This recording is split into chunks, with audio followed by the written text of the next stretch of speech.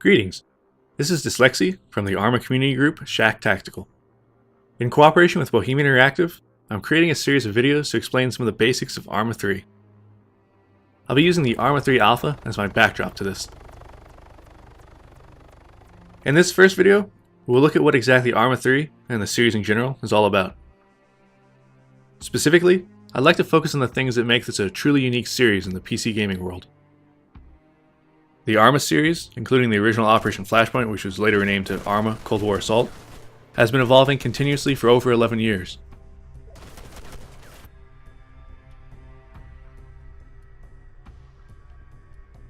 At its core, Arma is a military sandbox experience. It's basically the Minecraft of military sim games. Or Armymen, if you will. Keep in mind that the Arma 3 Alpha is oriented towards focusing on the infantry feature set of the game, but the possibilities extend well beyond that. Arma allows you to participate in simulated combat at all levels. You can choose to be an infantryman, drive a car or a tank, fly a helicopter, a jet, drive a boat, jump out of a plane, act as a forward observer or a sniper. If it's possible in the real world, you can probably do it in Arma. Now, with that being said, Arma is not a hardcore simulation of every platform involved in modern and future combat like you see in a focus sim. Instead, it's a combined arms game, which provides the opportunity to participate at all levels of combat, with accessibility and authenticity as the guiding principles. If there's something you haven't seen done in the extensive content library of the core game, the rich and active modding community will likely deliver it.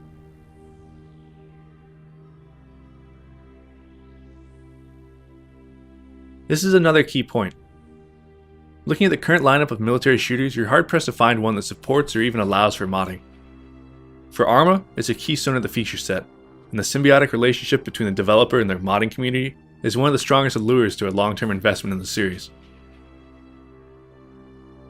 I've been playing this game since the first edition came out back in 2001, and every year brings improvements and evolutions that continue to keep it firmly entrenched in its position of being my all-time favorite platform, bar none. Let's contrast Arma with some of the typical wargame experiences available today.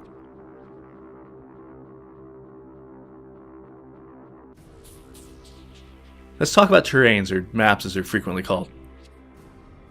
This right here, you might see something this size in your typical console-ported shoebox FPS these days. But panning back, it's just a tiny slice of the small island of Stratus. This whole island is about 20 square kilometers. The main terrain of the game, by comparison, is about 270 square kilometers. The hills, the forest, the background, it's not a backdrop, it's as real as anything else in the game.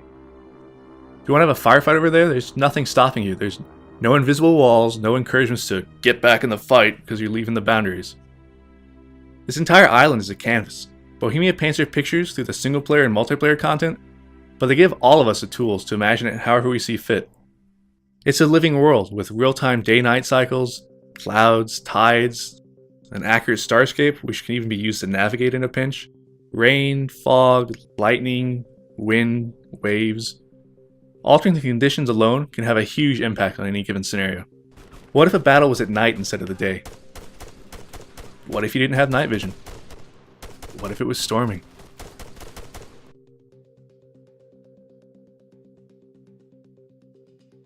This is the core of the experience for me, the very definition of a sandbox game. You can choose exactly how you want to experience it. Whether it's single player or multiplayer, every facet is configurable to deliver exactly what you're interested in. This is not a game designed around forcing you to grind your way through different gear levels or perks or anything of the sort. You don't need to unlock weapons, you're not limited to just the game types or maps that came with it. This is how PC games should be. If you want to create a mission that's exclusively about fighting it out in jets, Top Gun style, there's nothing stopping you. You want a huge tank fight? Go for it. You're not going to have to buy a whole new DLC just to have a chance to fight in close quarters maps or use armored vehicles more. It's entirely in your hands as to what the experience becomes. And thanks to the modding community, the possibilities are continually broadened and refined. The Arma community is vast.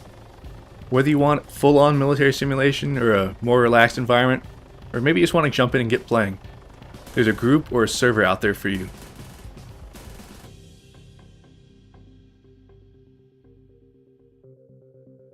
In my community, we play regularly in sessions of over 100 players, and Arma's built-in mission editor allows us to create our own custom missions created for just how we want to play. The editor's ease of use and the presence of a scripting language means that with a little practice, the creativity of your missions are only limited by your imagination.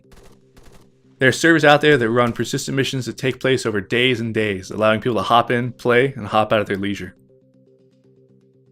DayZ, the zombie survival game, started as an Arma 2 mod, before turning into a standalone game. It's a perfect example of the design your own experience nature of the platform. Arma 3's core strength lies in the superb authenticity of the infantry experience. This is not a game where you get a medal for making a shot at 100 meters. If you want to impress someone, try 10 times that distance. Similarly, in Arma, how you cooperate with other players means a lot more than usual. When you're playing with a full platoon of over 40 players against hundreds of intelligent enemy AI, the word teamwork gains a whole new meaning. Calling in an airstrike and having a human player respond, supporting his friends on the ground, is a sublime experience from any perspective.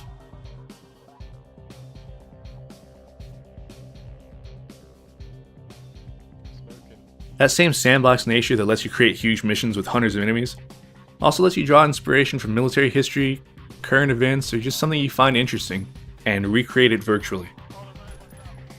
It allows you to experience those events as a participant, to gain a perspective of what happened, or what might have happened if things had been different.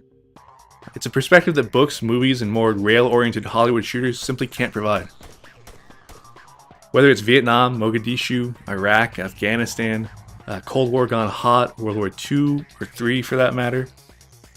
Once the mod community has a crack at it, you'll be able to do all that and more. Arma 3 is about choosing or even crafting the experience that you want.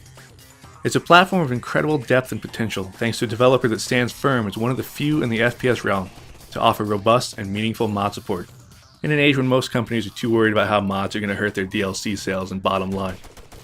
Arma 3 is a no-compromise PC game at heart. It's as close as you can get to the full spectrum of combined arms warfare without getting dirty or getting dead. If you ask me, Arma 3 is the ultimate military sandbox. All you have to ask yourself is, what do you want to do with it? For more community guide videos, be sure to subscribe to the official Arma 3 YouTube channel.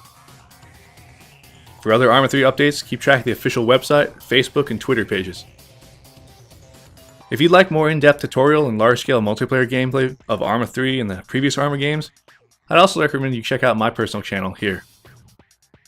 This is Dyslexy, and I'll see you on Stratus.